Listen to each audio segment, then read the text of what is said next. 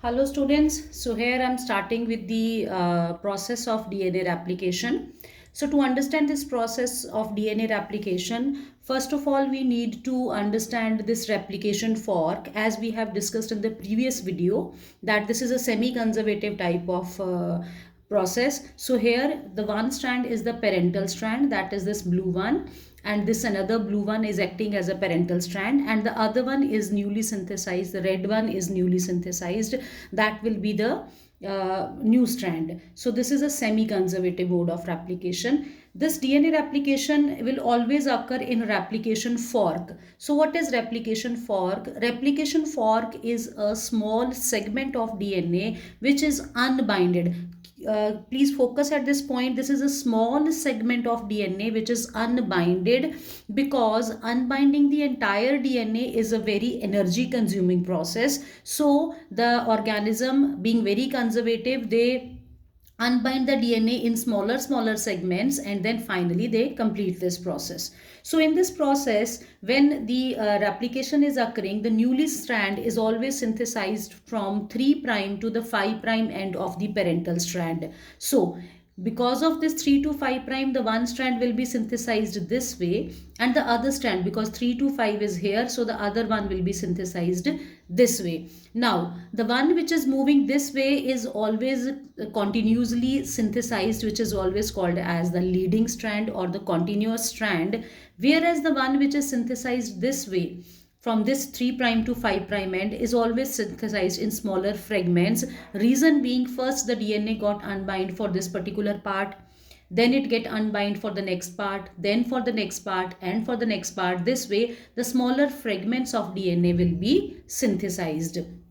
Later on, these smaller fragments of the DNA, they will be joined together, and this strand is called as the lagging or the non-continuous strand, and these smaller fragments of DNA, they are called as the Okazaki fragments. So these Okazaki fragments, they are joined together with the help of a DNA ligase enzyme to make the lagging or the discontinuous strand. So whenever this process of DNA replication begin, it always begin with the DNA polymerase is required, and the DNA polymerase always initiate its process from the origin of replication. So origin of replication is very important for this process to occur. That means a particular coding sequence on the DNA is present, which will accept this DNA polymerase, and then the process will continue. Even before DNA polymerase, RNA polymerase is required, that we will discuss ahead. So these two parental strand, they are called as the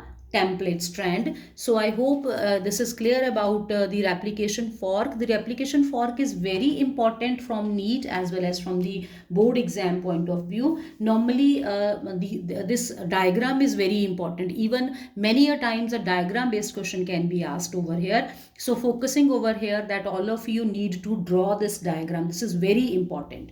Now, moving to the next one, that is the steps and the machinery or the enzymes involved for DNA replication. So, to understand this concept, first of all, we need to understand the fundamental steps. So, there are three fundamental steps of DNA replication. The first is unbinding and separation of DNA double helix. Second is base pairing according to the complementarity rule. And third one is, finally, one parental strand and one newly synthesized strand bind together into the double helix. So to understand this, the first step is unbinding of the template or the parental strand.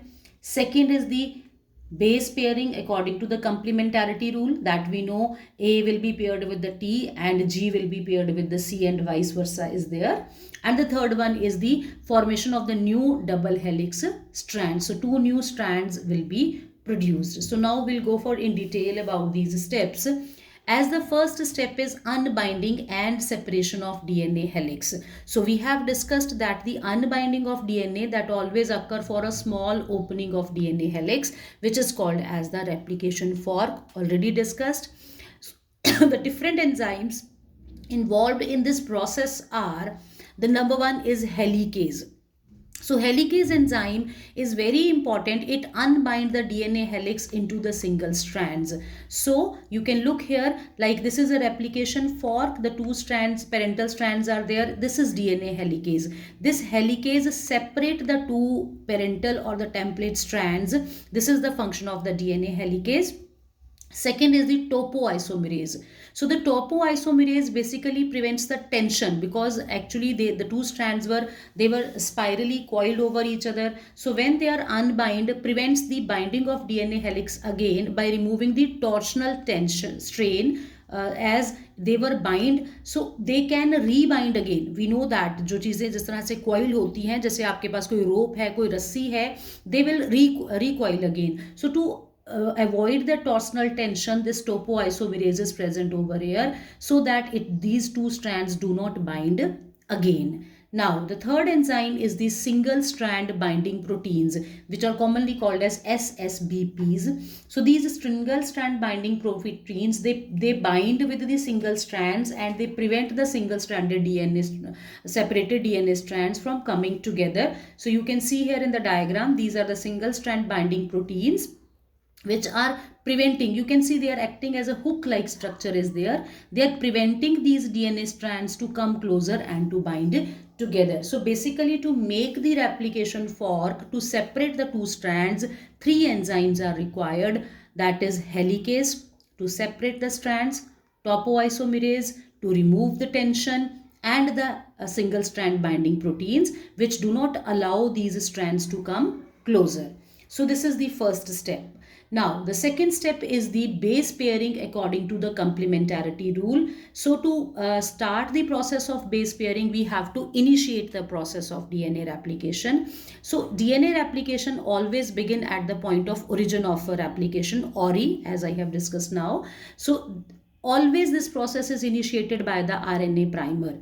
Fine. So for this, always the RNA primer will come at the origin of replication. Later on, the RNA primer will be substituted by the DNA polymerase enzyme, and after that the DNA polymerase enzyme, it substitute the RNA primer, and the polymerization of the complementary strand according to the template strand. So then after that, this DNA polymerase, it will start the base pairing according to the complementarity rule. That is, if it is A, here it will be T, if it is G, here it will be C, and the vice versa will be there. So this way the two strands, they will be synthesized, and the DNA polymerase is moving ahead.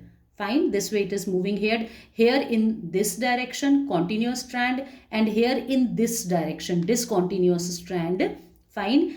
Then this base pairing is a highly energy consuming process. It requires lots of energy. So this energy is provided by deoxyribonucleotide triphosphates.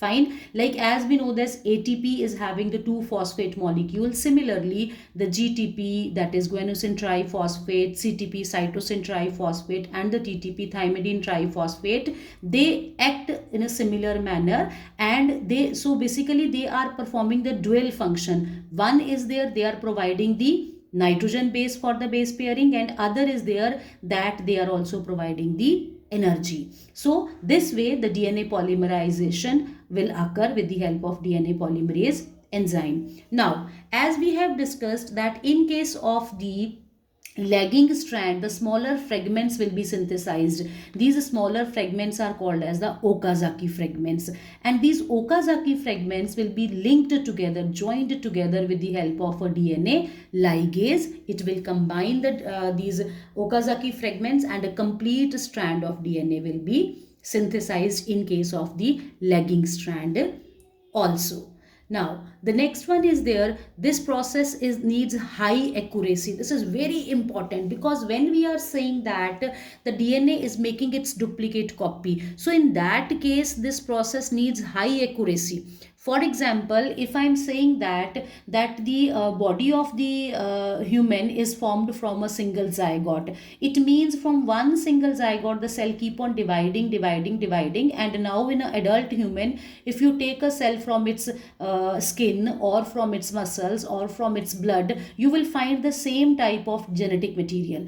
So that means the process needs high accuracy. There is no chance of error. They do not afford error. So to avoid the this any case of this error, the proofreading is done, and the proofreading is done by the DNA polymerase. DNA polymerase itself do the proofreading. After completion of this, it itself do the proofreading whether the pair has been matched suitably or not.